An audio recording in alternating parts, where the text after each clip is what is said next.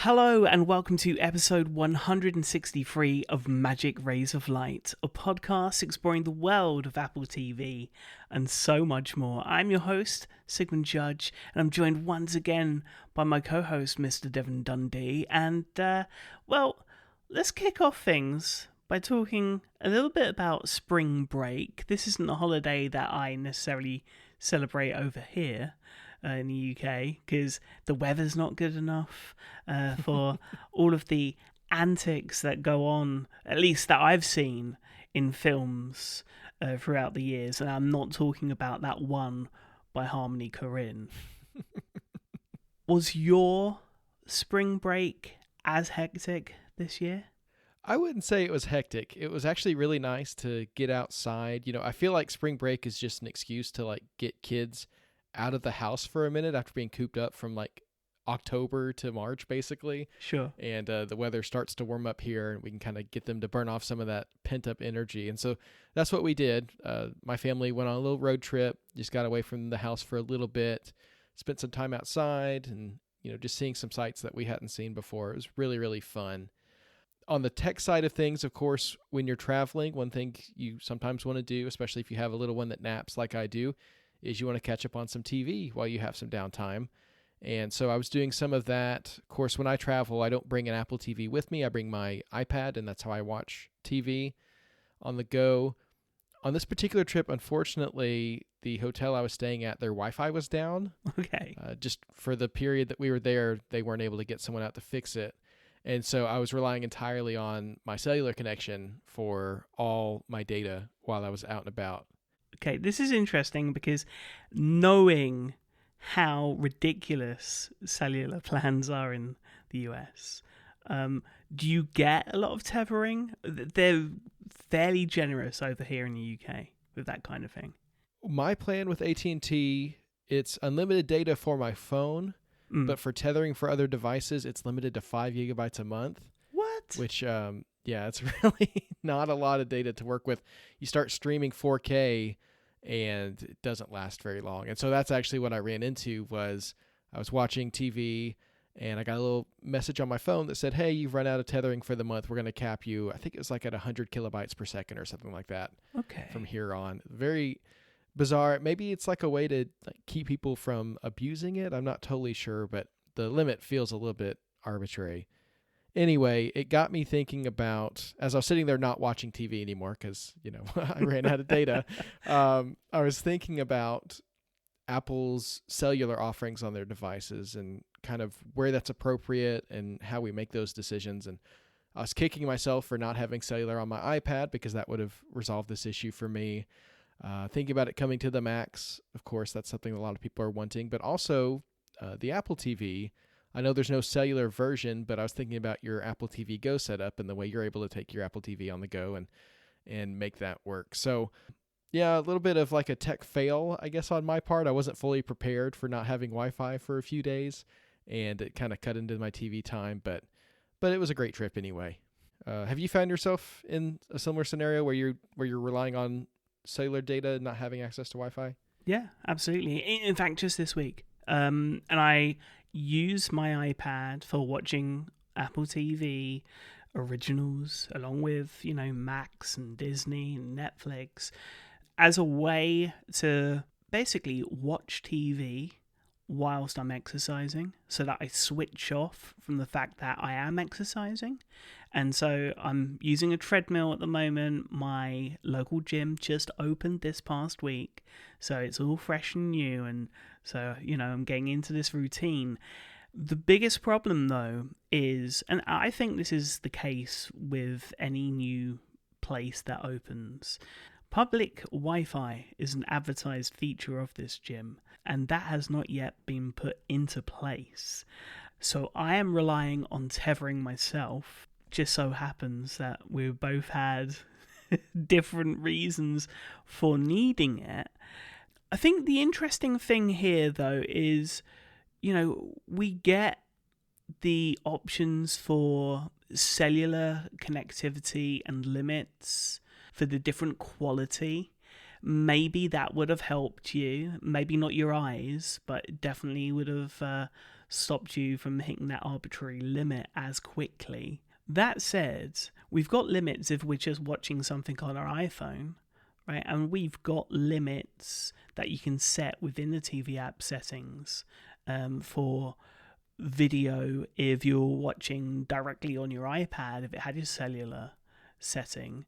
But we don't have a setting if we are tethering. And that's something that I didn't even realize we were missing, and something that I didn't even realize we needed until our conversation in the lead up to this podcast, which we are kind of replaying for everyone now. Yeah, it's interesting that tethering is kind of in some ways treated like cellular, but in some ways it's also treated like Wi-Fi. So it kind of depends on your device and the configuration. Now, when you connect to a hotspot from an iPad, you do get the option of turning on low data mode in your Wi-Fi settings, and I think it's actually on by default. And that might have helped kind of throttle some of that. I don't know if that would cut down on the video quality or not. I think it probably would have. But I'm a snob, and I turned that off long ago, and I wasn't thinking about it. Honestly, I've never run into the throttling on my tethering before, so it just wasn't something I'd considered, but it is worth keeping in mind, and it's the reason why Apple has put in settings like that to protect us from ourselves. And if you weren't a snob, Devon, well, we wouldn't be doing this every week together. So that's the positive. Of course, if anyone's got any tips whilst they're roaming and tethering, especially, during the summer months, do let us know by shooting us an email to magic@macstories.net. We'd love to hear from you. But the rest of this episode is pretty varied. We're going to be talking about Jason Snell's breakdown of the streaming TV box landscape and its comparison to Apple TV, along with Apple TV's place within it. And we're going to recap Mythic Quest's 4th season and what I think is quite a divisive finale. But we start with our highlight of the week, Mythic Quest spin-off, Side Quest. Side Quest invites fans to go deeper into the Mythic Quest universe, following the lives of players, comic book shop owners, touring orchestral musicians, and members of the art department as they search for community, success, and love. Phil, I need you to demonstrate the actual dance moves on this new game for the Japanese. What? From the world of Mythic Quest. What up, losers? Comes 4 unique stories about one epic game that'll blow your mind. Girl. Let's do this! Enjoy. That's why I took the batteries out your life alert. Tell your mama I said hi. This is a 4-part anthology series, which fans of Mythic Quest will already be primed for with this anthology, thanks to the standalone episodes of past seasons throughout Mythic Quest, including 2020's A Dark Quiet Death with guest stars Jake Johnson and Christine Milioti, 2021's Backstory with guest star Josh Branner as a young Carl Longbottom, 2022's Sarian with a heart-aching performance from Lindsay Craft, and this year's Rebrand, which revisits Pooty Shoe's character whilst giving us a first on-screen cameo from one of the show's creators, Charlie Day. But, Devon, this standalone anthology, it's developed and executive produced by Ashley Birch, John Howe Harris, and Katie McElhaney, starring, of course, Rob McElhaney, Anna Kankel, Derek Waters, William Stamford Davis, Bria Simone Henderson, Rome Flynn, Leonard Robinson, Carl Cross, Anna Marie Casper, Asa Morales, Sheila Grant, and many, many more. Where do we want to start? Because all 4 episodes in this short anthology, very, very different, Devon.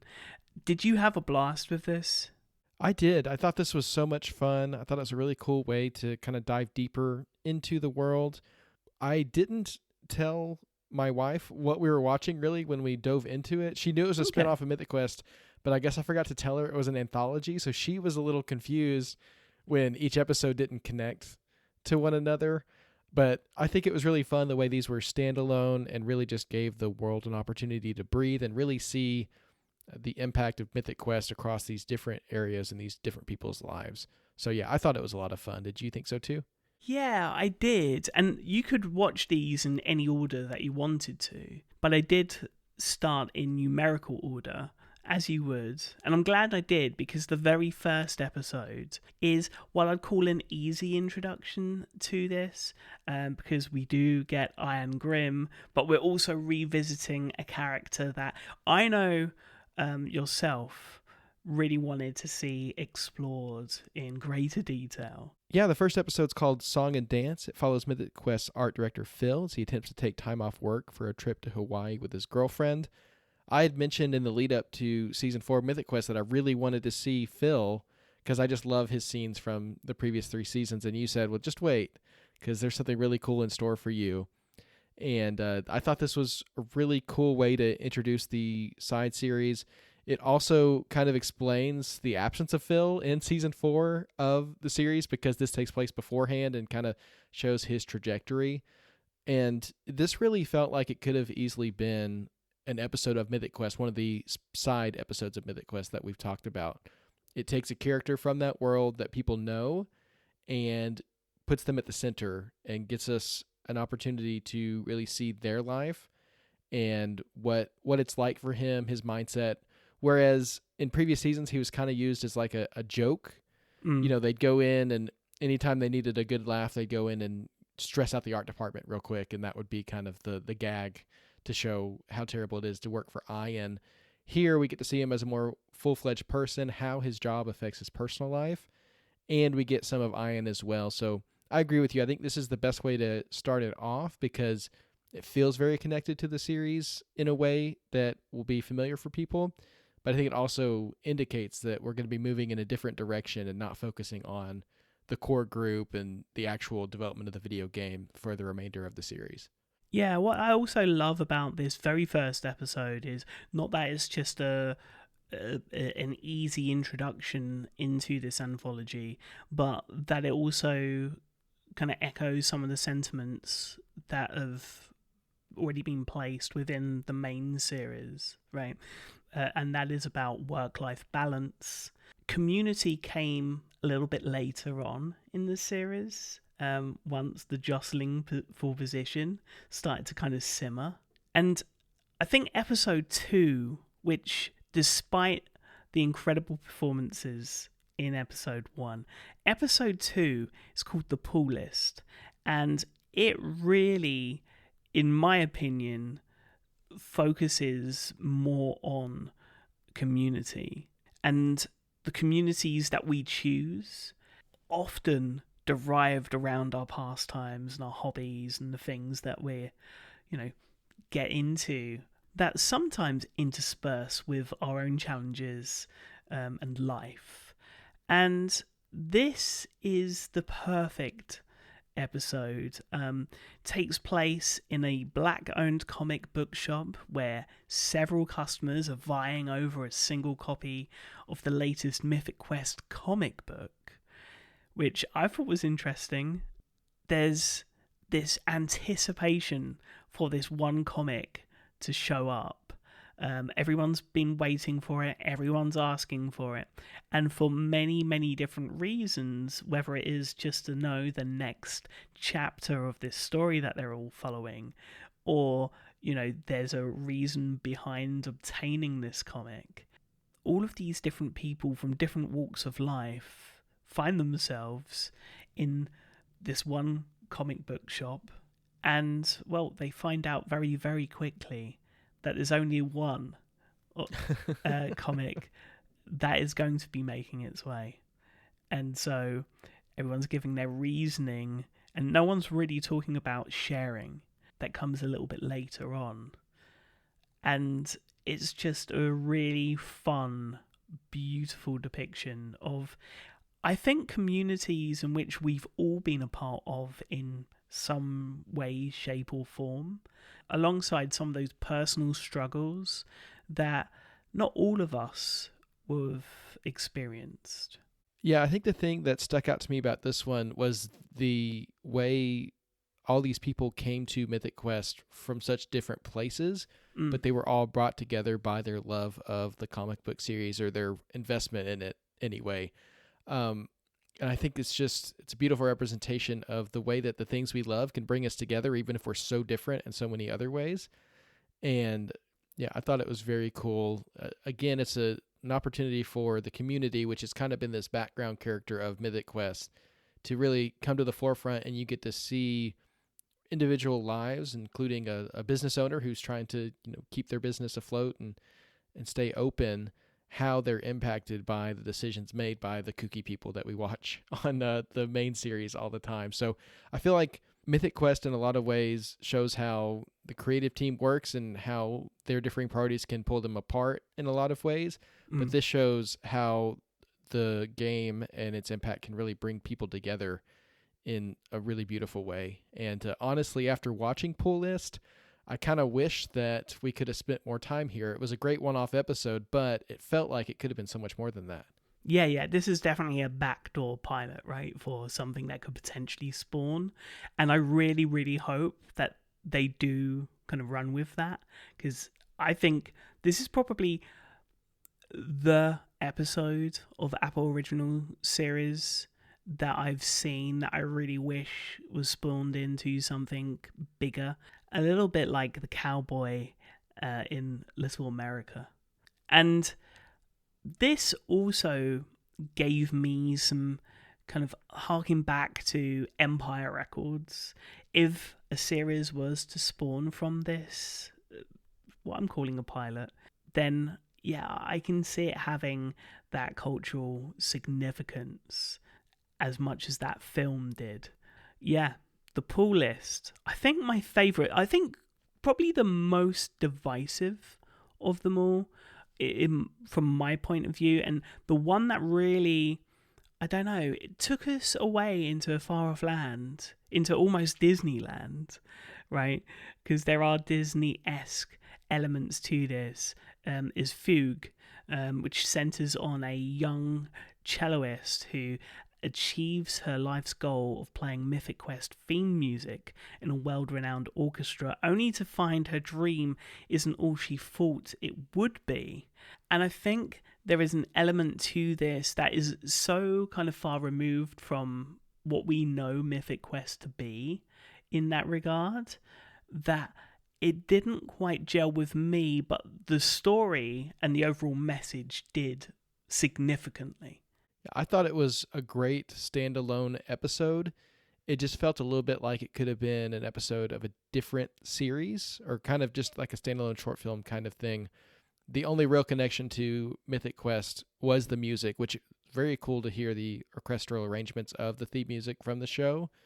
But I think part of what this series is, in addition to being a spinoff of the original series, it's also an opportunity for the creative team to kind of explore other kind of stories or themes that they want to touch on.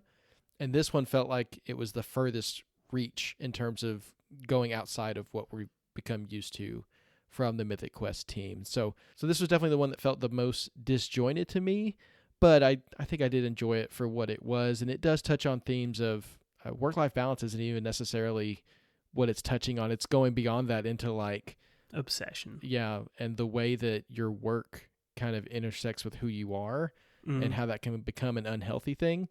And so I guess in that way it does relate to Mythic Quest more on a thematic level than on anything that has to do with actually what's happening within the episode itself. So it was an interesting one. I did enjoy it, but it definitely did feel like I was just watching a totally different show at that point when watching Fugue. Yeah, I'm not a big gamer, but my best friend is. And so we've been to see an orchestra play, PlayStation themes, for example. And so I've been on the other side, the crowd watching and really taking this in. So there was an element to this where I connected. But the fourth and final episode, the last raid, was one that, I'll be quite honest, Devon, I really struggled with. Even though an old girlfriend of mine we went to a wedding once where basically we were going to a wedding to meet the people that for years she was in a raid clan with. I think that's the terminology. So whilst I have never really connected on that level through a game, I've experienced that secondhand, and in a way I got to do it all over again. This follows a guild of teenagers going on one last raid before they graduate high school. And, well, what did you think of this one? This one for me, I have no experience with this kind of like online raid party, kind of the community that forms. I'm familiar with the fact that it happens, but I've never experienced it myself. And so for me, actually, this one was kind of like a vicarious experience for me of something that I've always kind of imagined what it would be like and how these communities form and the way that these relationships that are taking place on a social level kind of translate into the gameplay and how those two things interact back and forth. So I thought this one was actually just a really cool insight into that world. And for me, as someone who I, in some ways, kind of wish for that sort of thing at some points in my life, for that kind of connection and that kind of camaraderie, I found it really touching. And to me, it's probably the most emotional of all of them. It's really a ride that you're going on with these.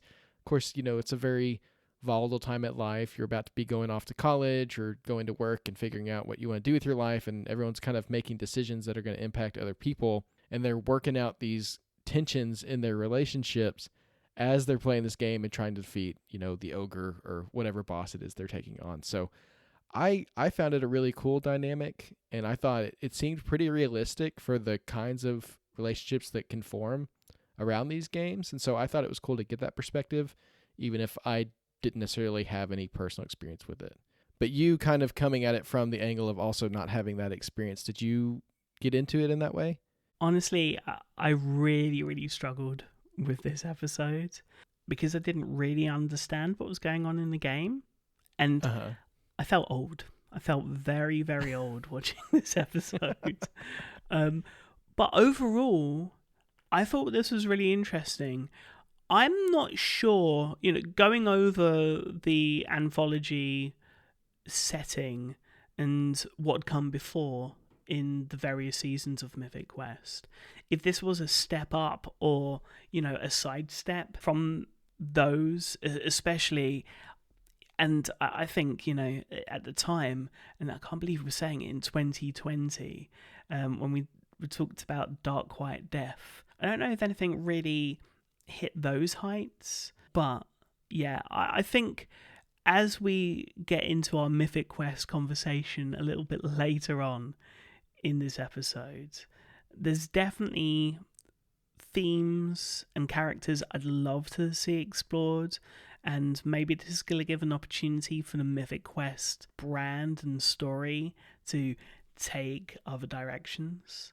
But this is, of course, the very first spin-off for an Apple original series. We've got some coming very, very soon, is what we're hearing whispers of. But I think overall, SideQuest, an experiment that mostly paid off. Yeah, I think that's a good way of putting it.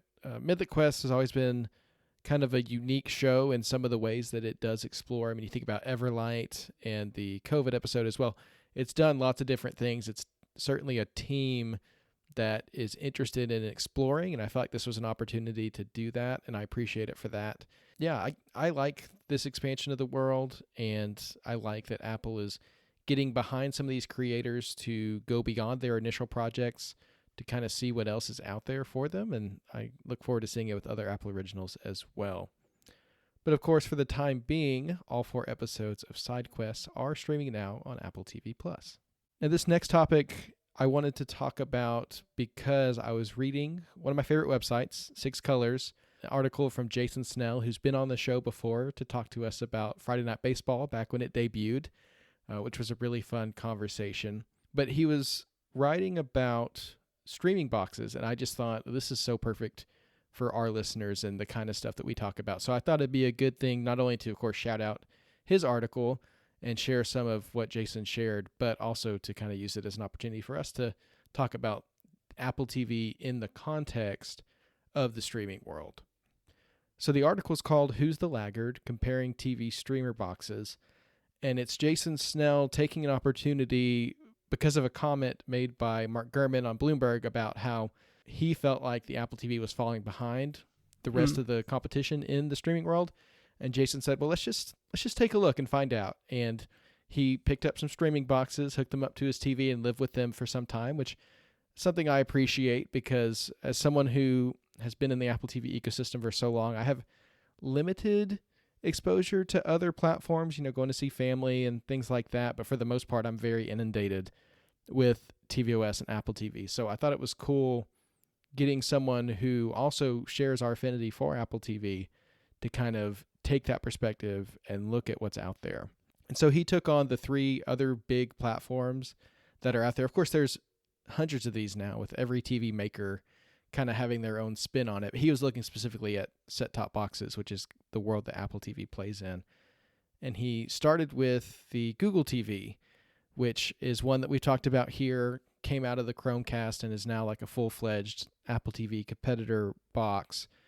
And Jason talks about the integration of apps and content on the home screen, how they're mixed and matched and not siloed, which is a really interesting comparison to the Apple TV. And he talks about the Google TV kind of being the version of Apple TV for people in the Google ecosystem. So if you're in Android and using YouTube and Chrome, it integrates with that ecosystem the way that the Apple TV does with Apple stuff. And then he talks about the Live Guide that integrates with some third-party sources, but not all. And those are the things that stood out to him as an Apple TV user taking on Google TV. And he talks a little bit about the remote and how it doesn't have swiping gestures, which is something we take for granted, but is something that's, I think, is unique for the Apple TV remote. And then he speaks about the lack of intelligence when it comes to recommendations and linking to content like sports games, which is just kind of showing that that's a struggle not just for Apple TV, but I think streaming in general. There's just sometimes with the logic of what you want to watch, there's a disconnect between your intent and what the system thinks you want to do, and that's a struggle on all parts. But I thought it was really cool. I have not used Google TV in quite some time.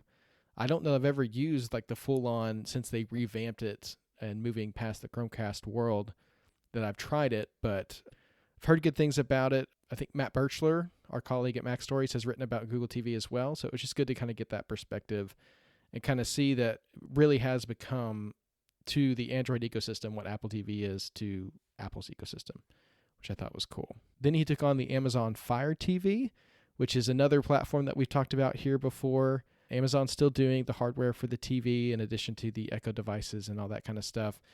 But Jason talks about the deep integration with apps and live channel sources and how Amazon really has just opened up completely to streaming services to integrate straight in with the system in a way that he didn't see with tvOS and even with Google TV.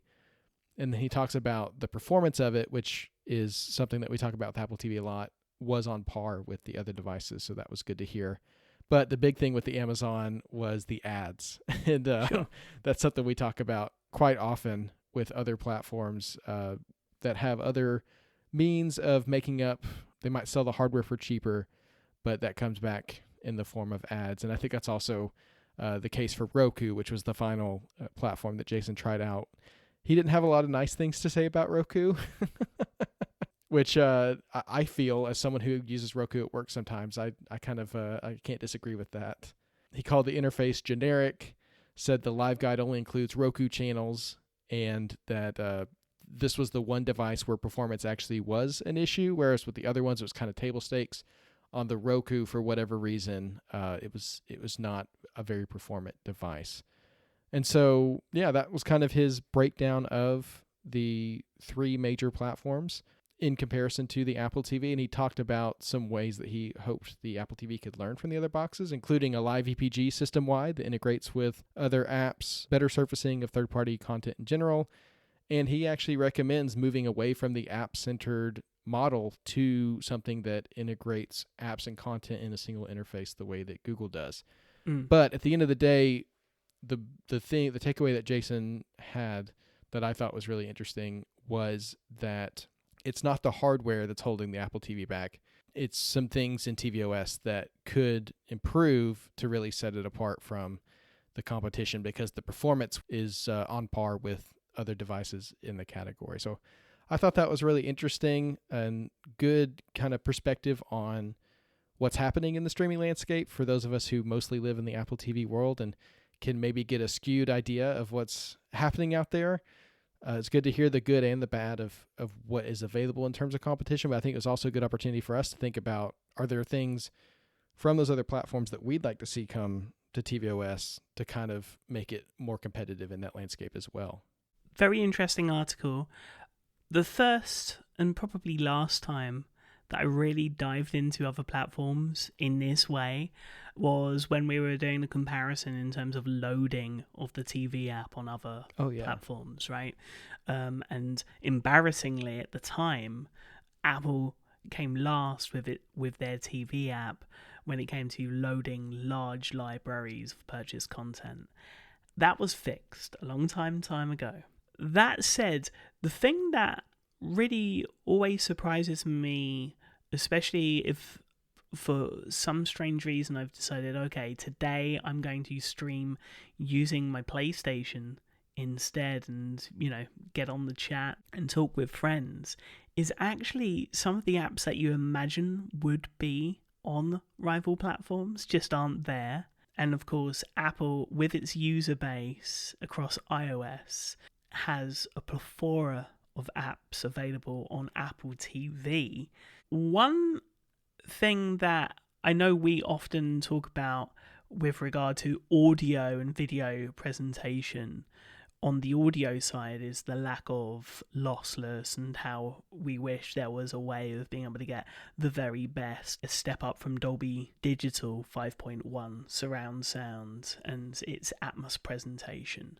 There's only one box that does that right now, and that is the NVIDIA Shield that came out many, many years ago.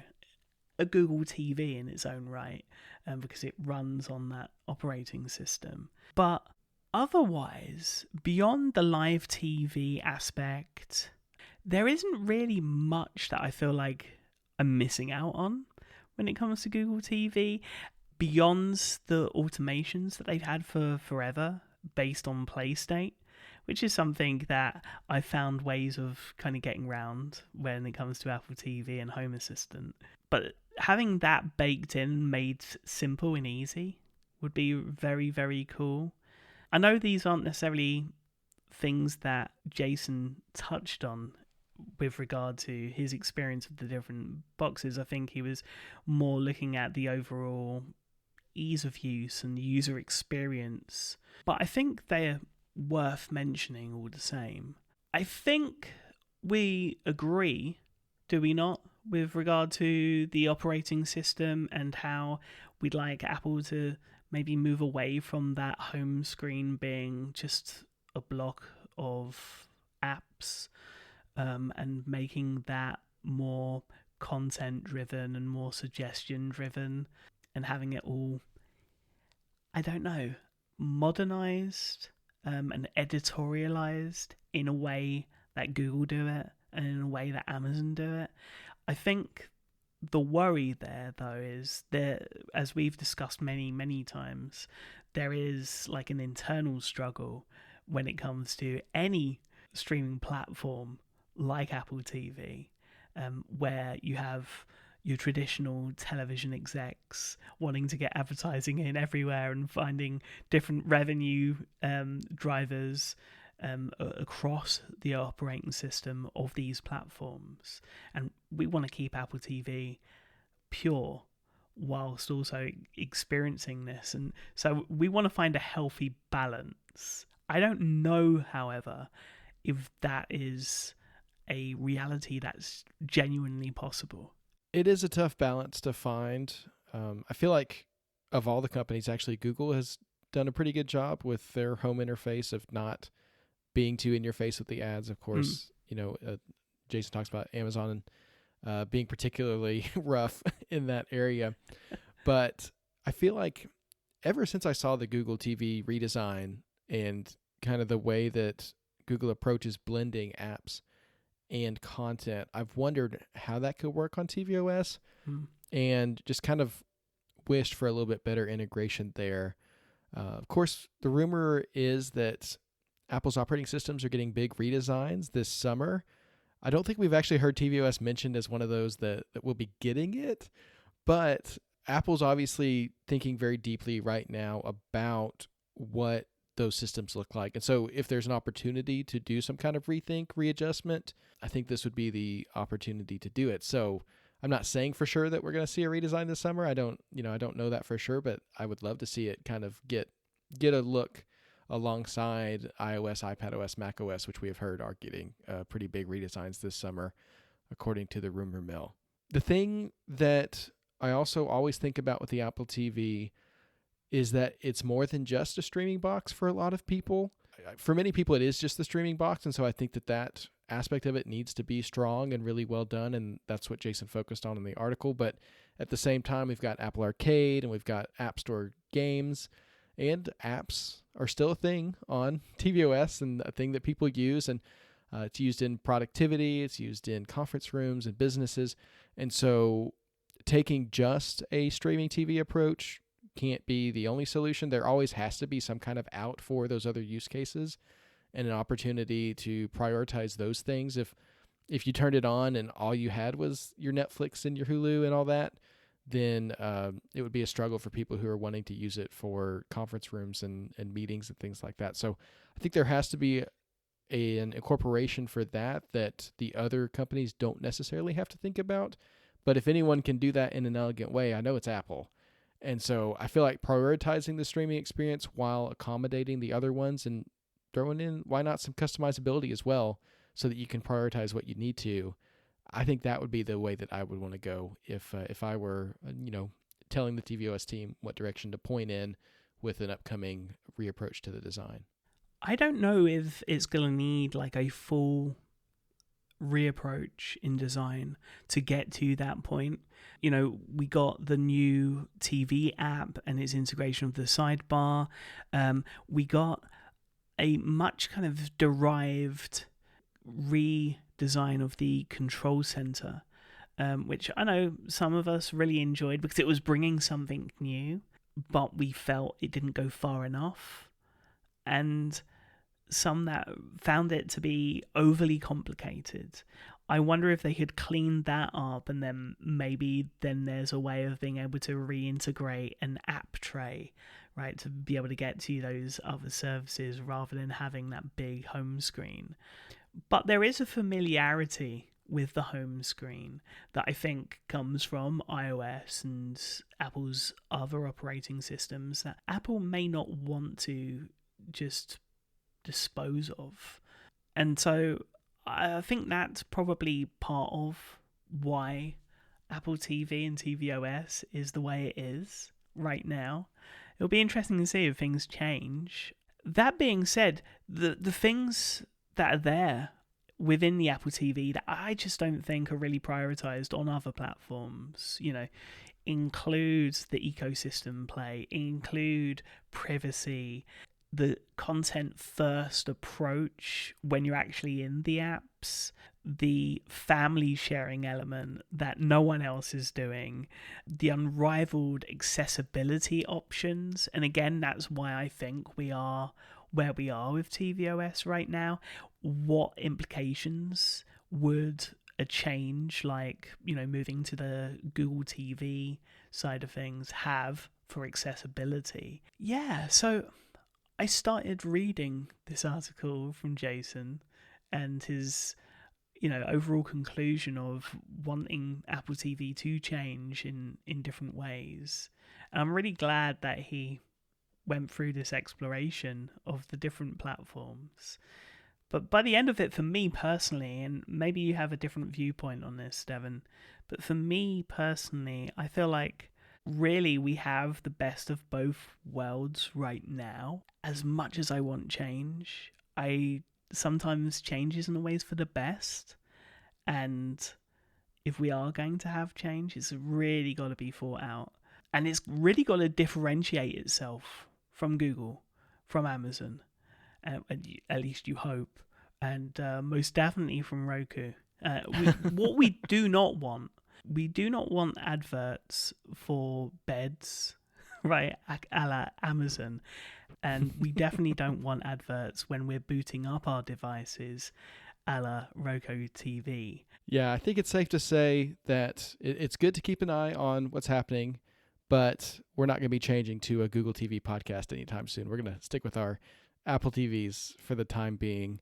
But I do recommend everyone go check out Jason's article. We'll link it in the show notes. It's very interesting perspective into what's happening in the world of streaming boxes and what Apple TV's place is in it, and maybe some ideas for what we could see in the future of tvOS. So it's a great article from Jason that we highly recommend listeners check out, and a nice little jumping off point for us to have this discussion. So I appreciate it for that as well. Should we jump into some Apple TV news, Sigmund?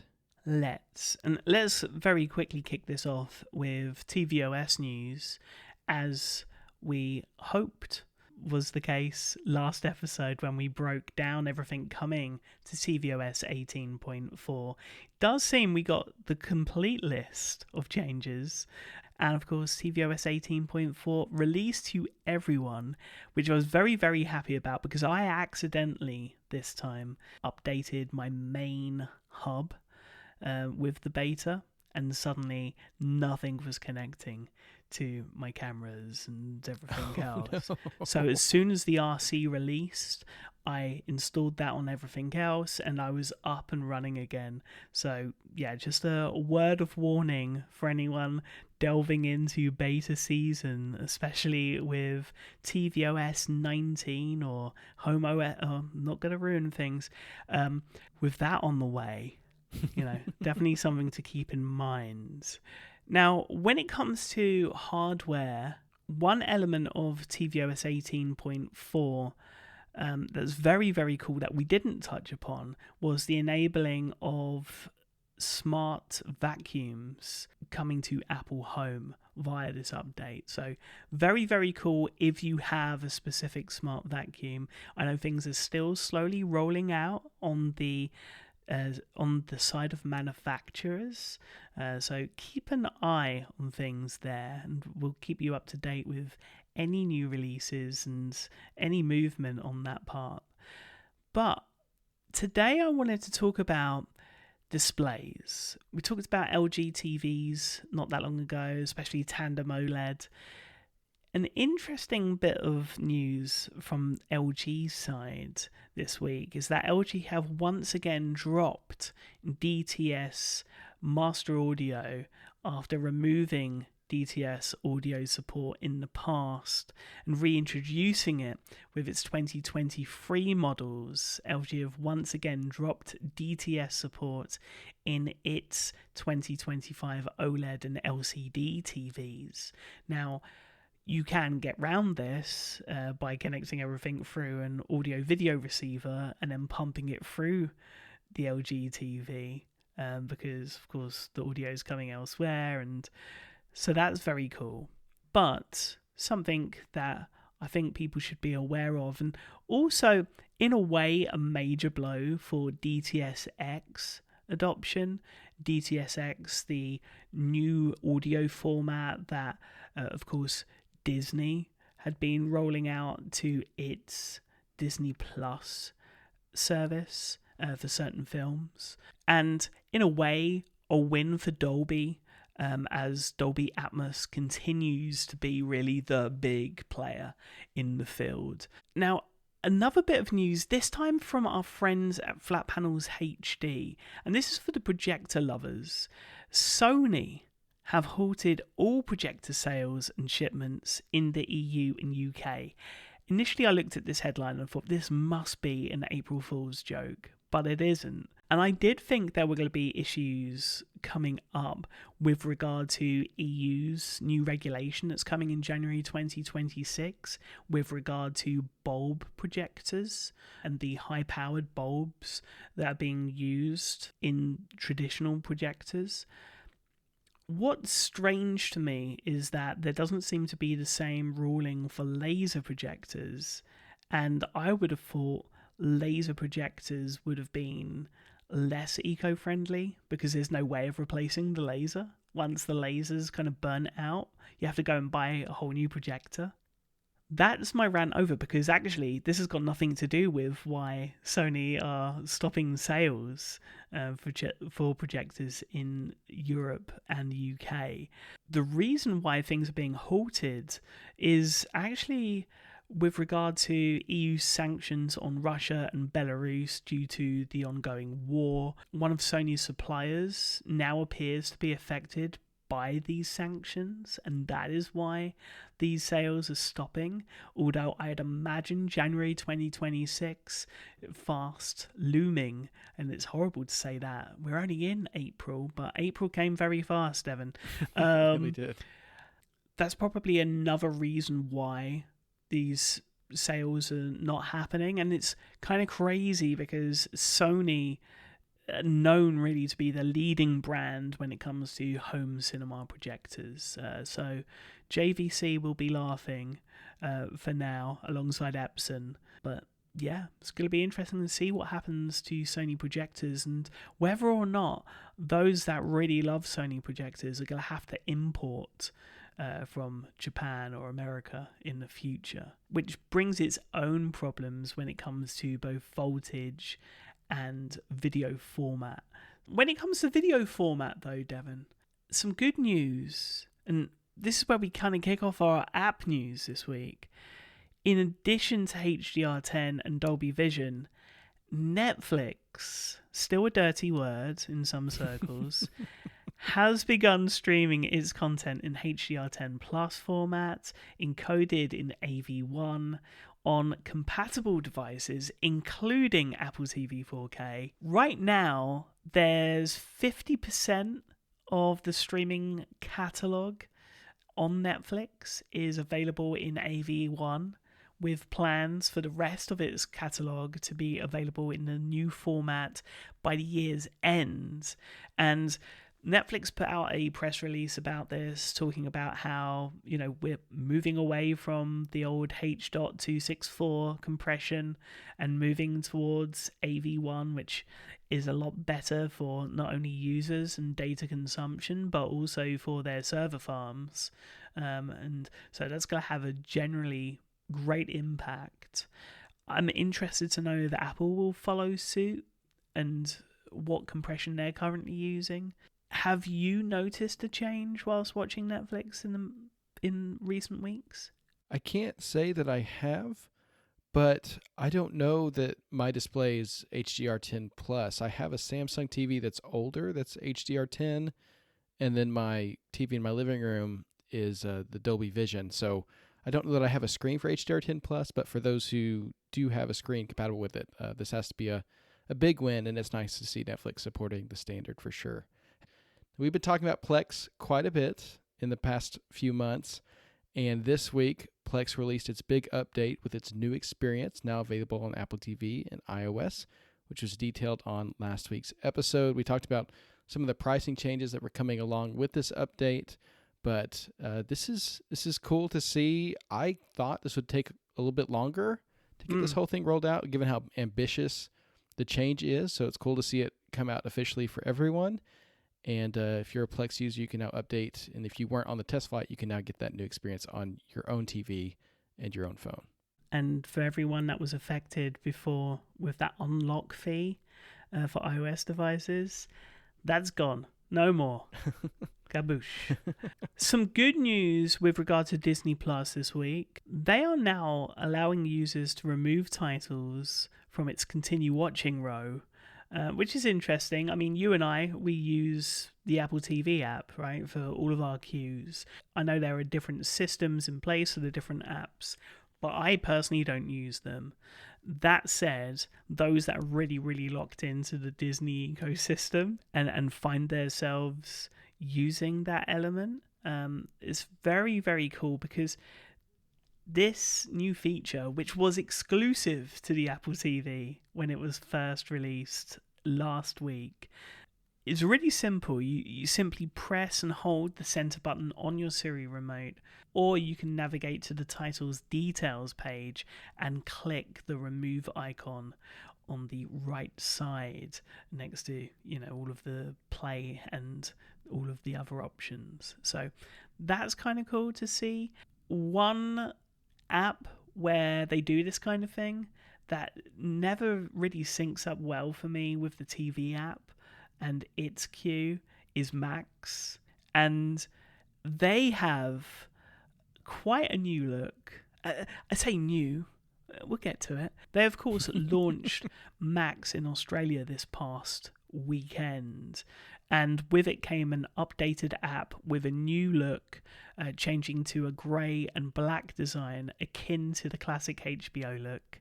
Now, beyond the colours and the blue going, and honestly the home screen of tvOS just looking a little bit duller for it, there's one thing that I quite liked about this, and that was the different highlighting of watch series and movies for the day within the Max UI. There's some really, really cool things happening in visionOS as well for the app, so highly recommend people check it out. But I think it's interesting because we went from HBO and it's black and grey to HBO Max, which was purple. Then we went from HBO Max to Max, which was a blue. And we've gone from the blue back to the grey. So my question is the next step a rebrand back to HBO? It's a good theory, Sigmund. I mean, I wouldn't be too surprised at this point, or at least bring it back into the branding, HBO Max, maybe. I don't know exactly what they're going to do. It's almost impossible to predict, but I do miss the purple, honestly. I loved that branding, and I mean, I'm a little biased. Purple's my favorite color, but it's always interesting to see what Warner Brothers Discovery is doing with that branding, and we have to imagine that it's going to continue to change and maybe even change the name of the service before too long. Now, for Final Cut Pro users, there were a couple of big updates this week. Both Final Cut Pro and Final Cut Camera were updated with new features, including integration with Image Playground on both the Mac and iPad for Final Cut Pro, and the iPad version receiving support for editing in portrait orientation. Meanwhile, Final Cut Camera added the ability to record at 50 frames per second. Imagine that. A frame rate, 50 frames per second. Who knew? As well as in spatial audio and an option for quickly switching to the 48mm telephoto lens. So some nice updates, whether you're using Final Cut Camera or Final Cut Pro on either your Mac or iPad. Some new features, and it's always good to see those apps continuing to be integrated on. No trailers this week, so we're going to go straight into Apple original news. We've got a couple of really exciting release announcements that we wanted to share. First up, animated series Wonla returns with its 7-episode second season on April 25th. From Skydance Animation, Wonla follows 16-year-old Ava on her journey of self-discovery in a mysterious futuristic world, and a first look at the new installment is linked in the show notes. When Wonla was announced, it was announced as a 3-part series, and I kind of feel like, this series hasn't been renewed. It's not in that kind of situation. I think they're just kind of rolling it out slowly over time, and we'll probably see the third iteration of it next year. But it's cool to see it continue to roll out. A stunning visually show that I haven't spent much time with, but the first look definitely has me intrigued, and happy to see it continuing on for fans of Wonla. Next up, a show that's been in the can for about 18 months now, and we're just months away from finally seeing Jason Momoa's return to our Apple TV Plus screens since the finale of C. Of course, I'm talking about Chief of War, a series we've been talking about for a very long time, which will make its 2-episode debut on August 1st, with the epic new drama starring, executive produced, and written by Jason Momoa himself. Set amidst the beautiful backdrop of the islands of Hawaii, Chief of War's 9 episodes are based on true events and follow warrior Kaiana, portrayed by Momoa, as he tries to unify the islands before Western colonization in the late 18th century. Performed by a predominantly Polynesian cast, the series is a passion project for creators Momoa and Thomas Passabet, who share native Hawaiian heritage, with the finale also being directed by Momoa himself. He's a busy guy on this series. You can tell how much he cares about it, how much of his heart he's put into it. The show was first mentioned publicly during the Timothée Chalamet Apple TV spots back in January 2023, And now we know 2.5 years later, we'll be getting to watch it August 1st on Apple TV+. I'm so excited about this series, Sigmund, but how are we already talking about August releases? This year is going by so quickly. It really is. And before we know it, a lot of what we're about to talk about is going to be on our screens as well. That's how fast things happen in this world. But then you also have to keep in mind post-production, all of the visual effects, all of the different elements that bring a story together that aren't necessarily on set as well. And we very rarely talk about those elements. But this is what's coming up very, very soon. Starting with Apple original film Matchbox, led by John Cena, who had quite the week in London this past Monday. Highly recommend everyone check it out.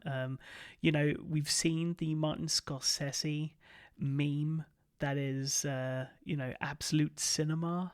I saw a meme this week that said absolute cinema. With John Cena's face interspersed on top of Martin Scorsese's. Incredible stuff. But John Cena currently filming the Apple original film Matchbox in Slovakia after shooting in Budapest last month.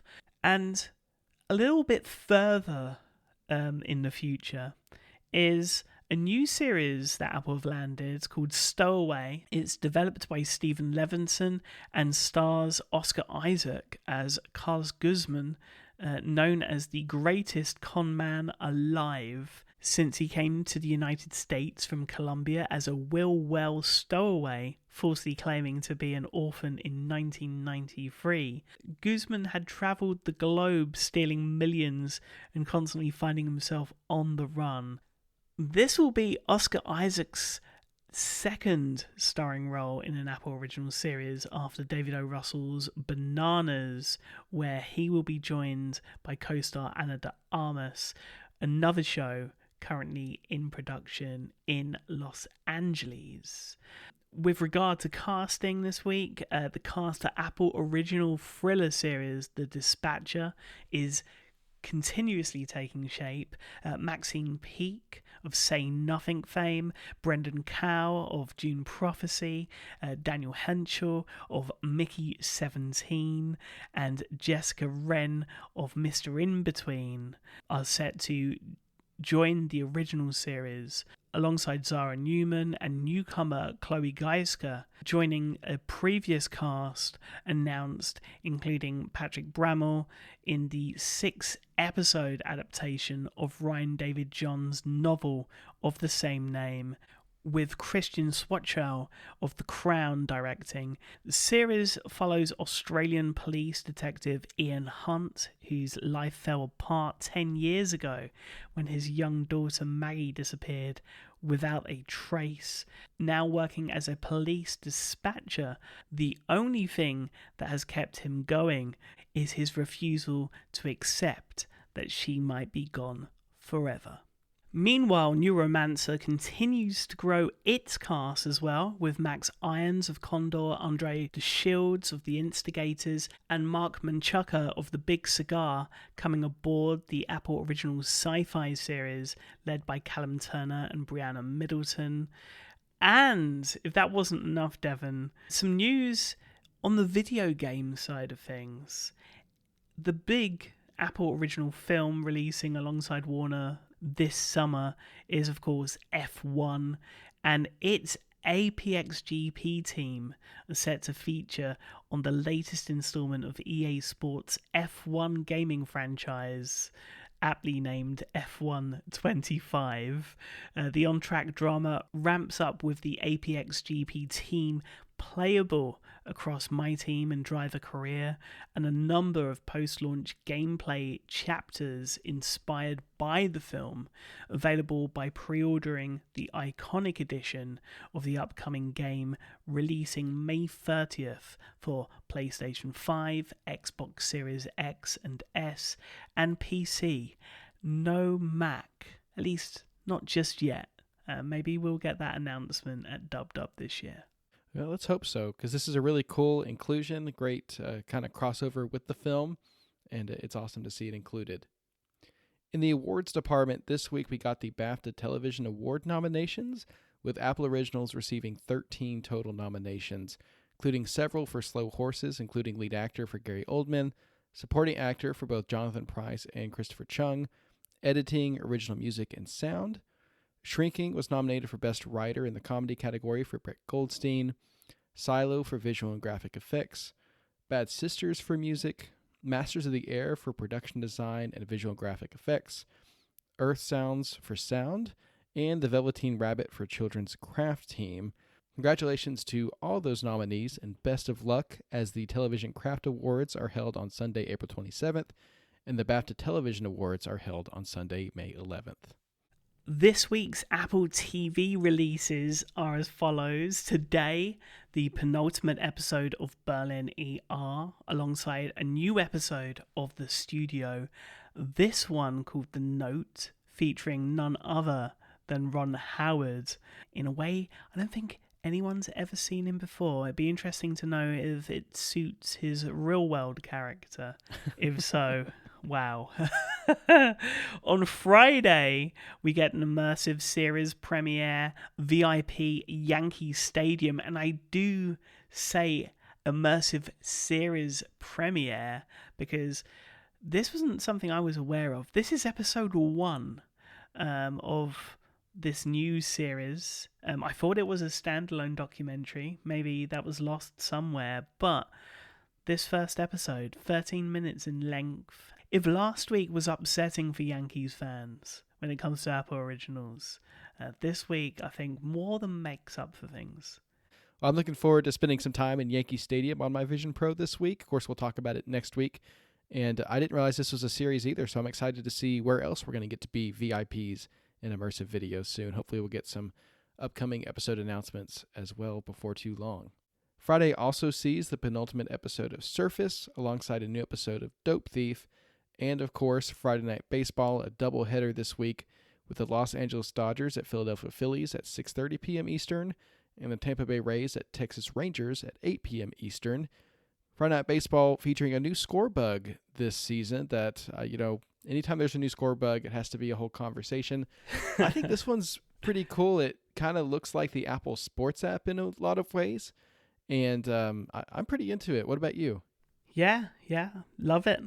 Interestingly, though, this new score bug, if it is Apple Sports related, is missing from MOS, which of course you can also check out on Saturday and Sunday.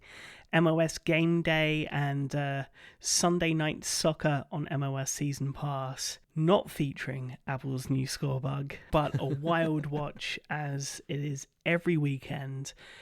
And, once the weekend's over, Apple Originals, of course, vie into Monday now as well, with Apple's original podcast, Big Time, seeing part 2 of the Dead Fish Tell No Tales saga, which I am very, very much enjoying right now.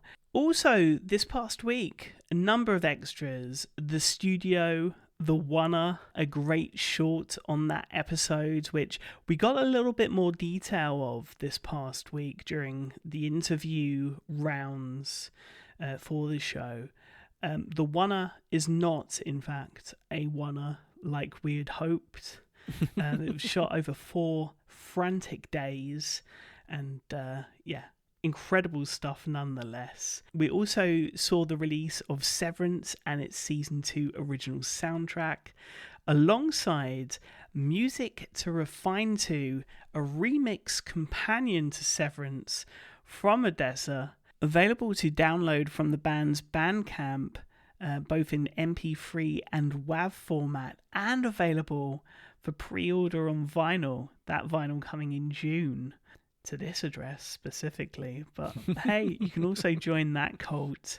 And then finally, for Severance, we saw the inside of the balloon installation in London, which was happening as I was editing last week's podcast. Absolutely gutted to have missed that, but something that I've watched again and again and again, and I'm sure you've got thoughts on.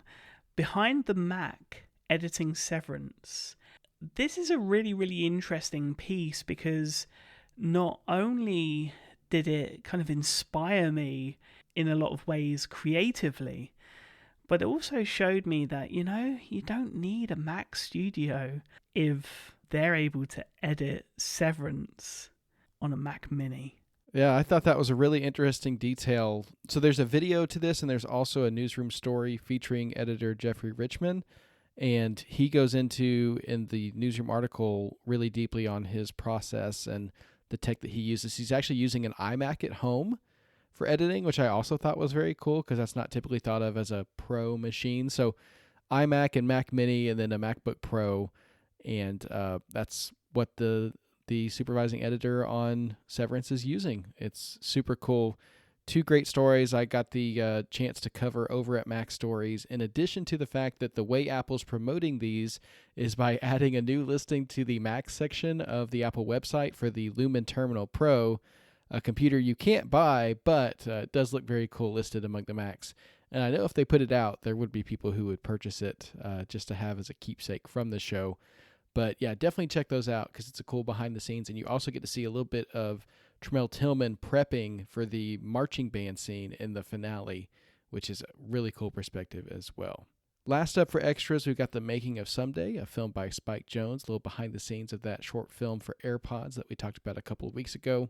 And if you've watched all of that and you're looking for something else to do, we've got some new games on Apple Arcade to check out as well. Those release tomorrow. It's our April batch of Apple Arcade games. They include Katamari Damacy Rolling Live, a series I know a lot of people are excited to be coming back. Space Invaders Infinity Gene Evolve, which I'm a big fan of. I'm excited to see this next iteration of Space Invaders kind of spanning the generations of the game from 2D into 3D. Plus Puffies for all you puzzlers, Roller Coaster Tycoon Classic Plus, The Game of Life 2 Plus, and Sesame Street Mecha Builders Plus. So lots and lots of games to check out on Apple Arcade this week as well. Some big building with Big Bird, no doubt. Now, of course, last week saw the finale to Mythic Quest's 4th season, and well, we're here for it. If you have yet to watch Season 4, and especially the Season 4 finale, avert your gaze from the chapter art and skip to the next, and we'll see you when you are ready. For those that are ready, we're about to delve into Mythic Quest Season 4 as the reunited team at Mythic Quest confront new challenges amongst a changing video game landscape. Stars rise, egos clash, relationships bloom, and everyone tries to have a little more work-life balance. Especially this season. The foundation of our new and improved MQ is clear boundaries. Boundaries, baby. Boundaries. What difference does it make if the AI is ready? Just pull up the notes. I don't do notes. I need to crank up the intensity. Crank up, you say. Yes. Whoa! What is happening? I'm totally and completely naked, David. I can see that. Why? This is created by Rob McElhaney, Charlie Day, and Megan Gantz. Stars Robin McElhaney, a heavily pregnant Charlotte McDowell, David Hornsby, Danny Pudi, Ashley Birch, Imani Hakim, Jesse Ennis, and Naomi Ekbergen. Devon, we have many thoughts when it comes to this final season, and I think really the show as a whole and its future. But before we get to the finale and quite a divisive end, what did you think of the season as a whole? And, are you still enjoying your time in the world of Mythic Quest? So I love Mythic Quest. I love the world. I love the characters. I love spending time there. And I was very excited to jump back into Season 4, get to spend some more time with these people. I think the thing that I talked about during our highlight at the beginning of the season was I was hoping for some character development this season. A lot of talk of boundaries at the beginning, and throughout the season, a lot of breaking of those boundaries, I would say.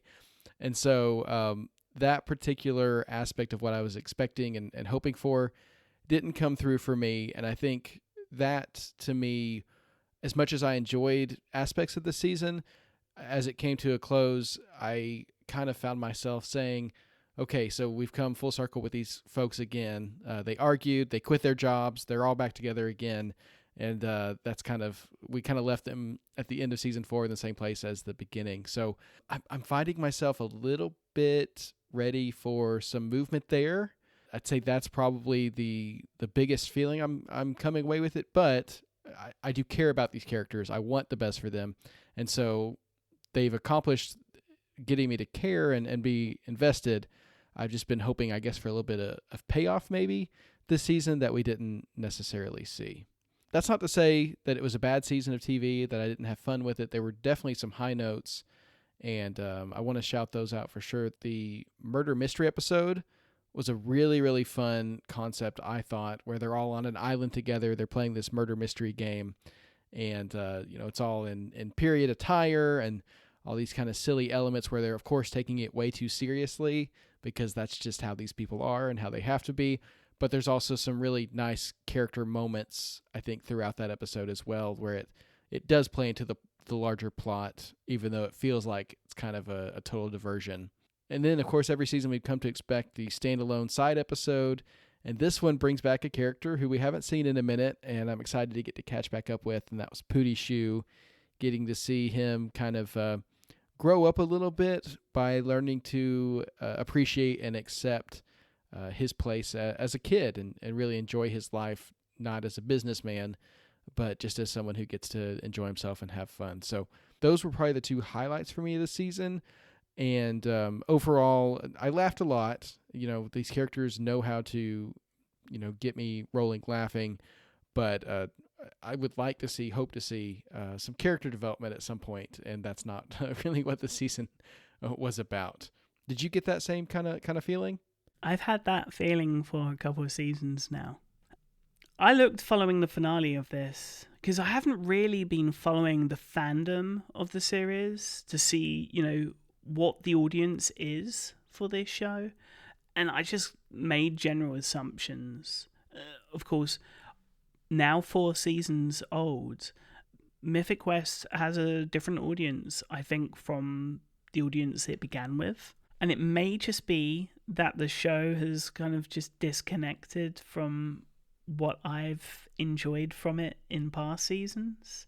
That said, Charlie Day and his cameo in that Pootie Shoe side, I'm going to call it a side quest, even though it's not officially a side quest, right? That was really special. And I'd hoped for so much for the likes of Rachel, Joe, Dana, Brad, David, alongside like Carol as well, and some of the other smaller characters within Mythic Quest. And that growth, as you kind of alluded to, just didn't really happen for me this time. When we started Mythic Quest, and keep in mind all of the challenges in which this show had in its first few seasons, when we started Mythic Quest, it really felt like a living and breathing work environment where things were happening, but there was like a greater picture to it. In a way, the show throughout the seasons mimicked what was going on within the gaming developer world, right? And the shutdown of studios and the uncertainty and that kind of thing. I don't know if it's because of the Ubisoft involvement, whether or not something changed within the storytelling this season. By the end of last season, we got this hope, didn't we? That we had another studio about to do something incredible. There was going to be some challenges in reintegrating all of these different drives from the different characters involved, right? From the hilarity of Jessica Ennis and Danny Pudi's character to the overall drive of Dana and what she wanted to achieve after really being sidelined for so long. And that's what I was hoping this season was going to bring more of. And I felt that we didn't get a lot of that. and a lot of payoff. And yet, so many people really, really love this show, and I feel terrible giving my perspective. But it is just my perspective. There's something that's been lost in Mythic Quest by season 4 that I can't quite put my finger on, and I'm trying to explore it, but I don't know. What do you think it could be?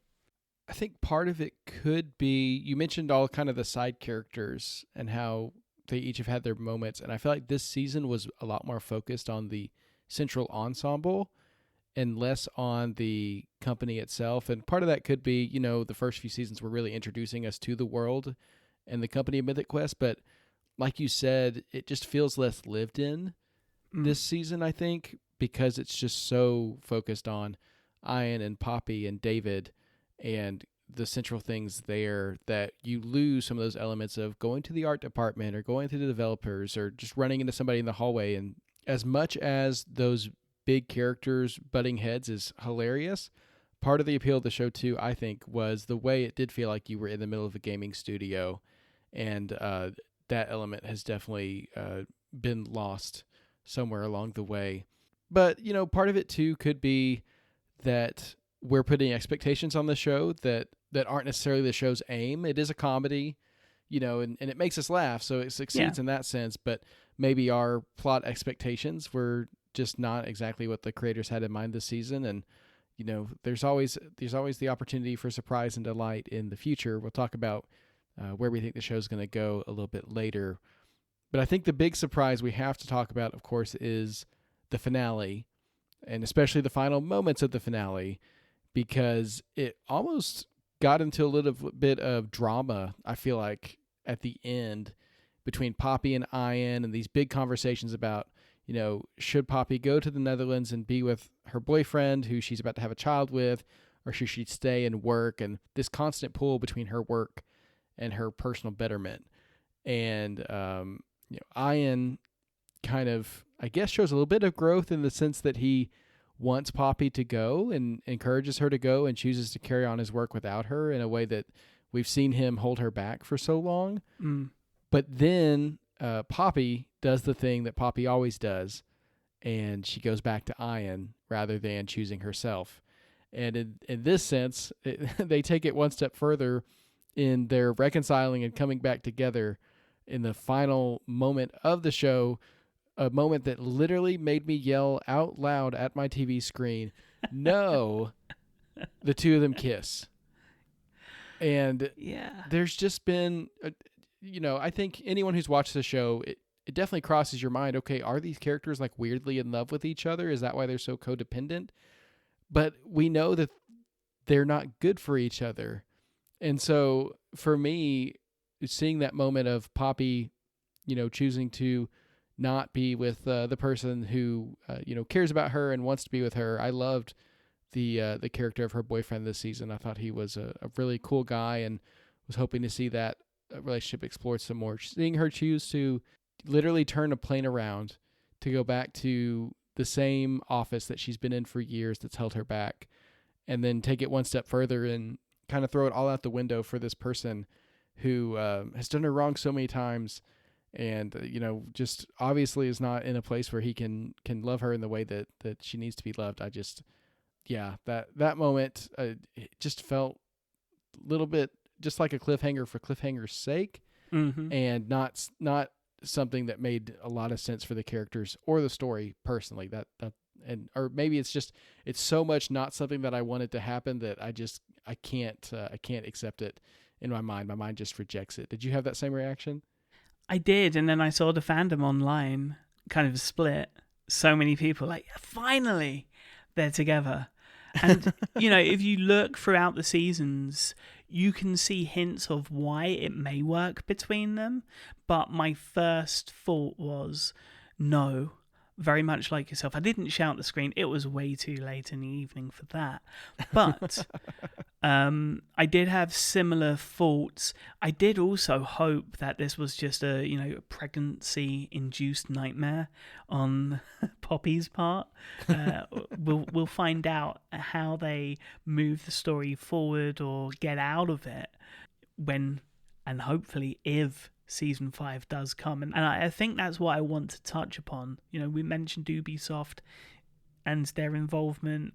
Ubisoft not doing particularly well financially, and we'll have to wait and see whether or not an endeavor like this is something that they can continue to do, alongside, of course, Apple and Lionsgate. And I think the finale encapsulates that, actually, the last few moments. What this show did really well initially for me was it gave us conflict that felt very, very real, and it felt like people were learning lessons. And with each season, what I've seen is continued conflict. People like Dana, who I'd really hoped would have been elevated to another level within both the story and also within the studio, just haven't. And now this, which feels like a little bit of a backstep for me. So we kicked off the show on a positive note, talking about side quest and talking about the different possibilities within this universe. I'm hoping, and maybe this is the plan all along, that if we do get a 5th season, that 5th season is the final season, and that we do open up this space to other stories, and to other characters that I genuinely feel that they can go somewhere with. It's funny because I love Always Sunny as well, which comes from the same creators, or for the most part. And they also have these continuing conflicts. The characters haven't necessarily learnt too much, but we've learnt lots following the characters in Always Sunny.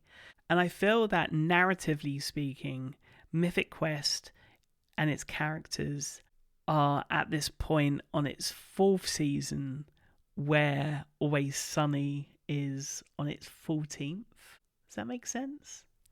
I think so. Yeah, it's different. You know, I've not spent a lot of time with Always Sunny in Philadelphia, but I know it's a show that a lot of people love, and, you know, not necessarily characters who are doing a lot of growing up on screen, I would say. And it's interesting to think about how the formula works so well there, whereas on Mythic Quest, for us at least, it might feel like it's getting a little bit, you know, cyclical after only 4 seasons. But you also think about the way It's Always Sunny in Philadelphia is released. You know, it's every year on a regular season on cable, whereas Mythic Quest is more sporadic. You know, we've had 4 seasons since 2020. And, you know, shorter seasons, 10 episodes. And so you really need to make that time count. And for me, at least, the difference of the format and the way it's released just kind of necessitates maybe a little bit more development. Maybe that's why sitcoms don't necessarily work as well on streaming, because the expectations are just different with binging and the way that people watch things. You know, it's not just a turn on kind of and sit back and enjoy for 30 minutes once a week type thing. It's just a different experience. So I don't know. Maybe that's the difference. I don't know. Maybe I'm just being grumpy. I don't know.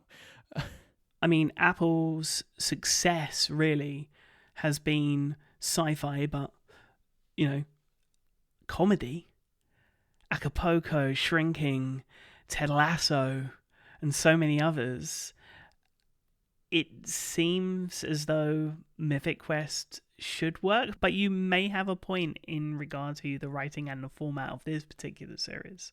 Yeah, and I don't want to come off too critical. I would love to see the series carry on. I want to see Poppy as a mom. I think that would be awesome, you know, and to see how Ian reacts to a child in the office. That would be great too. So, I mean, there are things about the story I want to see. Dana's journey continue on. Joe as an executive, I think that would be really interesting, and her clashing heads with David on the same level. So the season sets up a lot of things that I think would be really interesting. But my hope for a season 5, if it does happen, would be, again, character growth and development. And that by the end of season 5, characters are in a different place than they were at the beginning of season 5 or season 4, 3, just see some movement there. But I would also love to see these creators who, you know, this team obviously works so well together and create special things. I would love to see them invest in the future of side quests or some spin-off, maybe take Dana and Ashley Birch's character and just take them off and have them do their own thing, away from the huge egos that take up so much of the screen time. And but we'll see what happens. It's not been renewed yet. It was renewed for seasons 3 and 4 at the same time, and we haven't heard news since then of the series continuing on. We'll just have to wait and see.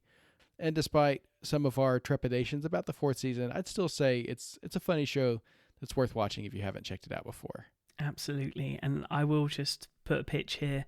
The Joe and Brad Show. That's what I want. Oh, there you go. If we're going to have a spin-off. I love them. They just don't get enough screen time in my perspective. Well, that was our take on Mythic Quest and its 4th season. You can check out all 4 seasons alongside Side Quest on Apple TV Plus across all of your screens. But we do have, of course, some TV app highlights, beginning with some movies this week. Movies, Devon. Movies. Not films. Not film. Well, actually, in this case, yes, some great films. Beginning with Black Bag, this follows an intelligence agent as his beloved wife is suspected of betraying the nation and faces the ultimate test, loyalty to his marriage or to his country. It's directed by Steven Soderbergh, who's been prolific of late, and stars Michael Fassbender, Cate Blanchett, Marissa Abela, Tom Bark, Naomi Harris, Reggie John Page, and Pierce Brosnan, amongst others. Opus is another film that I was really, really looking forward to. It debuted at Sundance this year, but not the online portion. And it stars Ayo Edebiri from The Bear as a young writer invited to the remote compound of a legendary pop star who mysteriously disappeared 30 years ago. And while she's surrounded by the star's cult of sycophants and intoxicated journalists, she finds herself in the middle of his twisted plan. And this also stars the great John Malkovich alongside Murray Bartlett, Juliette Lewis, and Melissa Chambers. So 2 heavy hitters there, Devon, but how about for the family? Well, 2 picks this week. The Colours Within, which is an animated film that follows a high school student with the ability to see the colours of others, colours of bliss, excitement and serenity, plus a colour she treasures as her favourite. And of course we get the return this week of Paddington, this time in Peru, of course Paddington in Peru. Sees Paddington travel to Peru to visit his beloved Aunt Lucy, who now resides at the home of retired bears, with, of course, the usual family charm and hijinks, and really the perfect family pick this week for everyone. And on Friday, we see the documentary Becoming Led Zeppelin from Bernard McMahon. Highly, highly recommend checking out. Saw the trailer, looks incredible. But also, for the horror fans amongst you, something kind of musical? Not really. The Monkey. And this follows twin brothers Hal and Bill as they discover their father's old monkey toy in the attic, which follows a series of gruesome deaths which start occurring all around them. And I laughed when I saw the concept of this because as a kid, I've been told that I had one of these monkeys, and whenever it used to chime its cymbals, I used to go berserk. And so someone obviously had a similar traumatic experience growing up, and they made a film out of it. So yeah, those monkey toys are the stuff of nightmares, and the only place they belong is in a horror film like this. So I'm glad someone finally decided to tell the truth about them. Yeah. 2 TV picks. Monday sees season 7 of Game Changer on Dropout, and it's this game show where the game changes every show. Players begin each round without knowing the rules and must figure them out whilst competing to win. And this is a show that I only discovered a couple of years ago, and when I did, I just binged the whole lot. It is incredible, and I'm looking forward to seeing what returns and what is new in this 7th season. And then on Tuesday, we see the return of The Handmaid's Tale, also coming to Hulu this week. But on top of all of that, we've got some up next picks, Devon, and we are going back to that streaming service that I swear over a month ago now we said we'd never mention, and now we mention it more than ever. So they're doing something right, and it hurts me. But another cracking release for Netflix this week. Yes, this past week, Netflix debuted The Residence, which is a murder mystery series that takes place at a White House state dinner. It's created by Paul William Davies, based on the novel by Kate Anderson Brower, and led by Uzo Aduba, who plays Cordelia Cupp, the eccentric investigator trying to figure out which of the 137, I believe, people on the premises committed this murder. She's a great actress. I love her work, and so this is actually what compelled me to check out this trailer. And it looks like she does a really good job in this leading role as this kind of quirky character who's trying to figure out a murder, which is, of course, is a setup that works really well for me if you know how much I've enjoyed The After Party on Apple TV+. The show also stars Giancarlo Esposito, Molly Griggs, Ken Marino, Randall Park, Susan Kelechi Watson, and others. There's 8 episodes, and they're all streaming now on Netflix, so that's my recommendation to check out this weekend. I'm really looking forward to watching it. Well, you know, Netflix, they love their binges. I'm looking forward to checking this out too. And, well, I'm also going with something that you can binge this week. Well, it's called Dying for Sex, and it's not quite what the title may lead you to believe. This instead is a drama based on the hit Wondery podcast, centered around the story of a woman played by Michelle Williams, who is diagnosed with metastatic breast cancer, who leaves her husband of 15 years and begins to explore her sexuality. She gets the courage and support to go on this adventure with her best friend, who stays by her side all the way to the very end. And this series had just such a captivating trailer. I mean, Michelle Williams is such a talent, and over the years she's explored so many different and I think challenging projects that this one looks quite light but also quite heavy in some elements as well. And I think it really offers a perfect blend. It stars Jenny Slate, who is a personal favourite of mine, alongside Sissy Spacek, Rob Delaney, and Jay Duplass. All episodes are out Friday on Disney Plus and Hulu. This is one that I will definitely be binging and hopefully laughing a lot too, but I've got a funny feeling I may need a box of tissues handy as well, Devon. Of course, don't forget, the season finale for The White Lotus on Max is this weekend as well. And if you thought that was a long list of shows for TV app highlights this week, along with our up next picks, just wait until next week. There's a lot coming out right now, but we love it. We love covering it, and we love getting to talk about it. And we appreciate our listeners tuning in every week to talk about it with us as well. Of course, thank you so much for listening, and we would love to hear from you. You can contact us on social media via the links in the show notes. You can email the show or send us an iMessage to magic@macstories.net. We'd love to hear what you're thinking. We'll be back next week with early highlights from this year's NAB show in Las Vegas, along with John Hamm's triumphant return to Apple TV Plus in Your Friends and Neighbours. So until then, watch some Apple TV, play some Apple Arcade, and have a great week.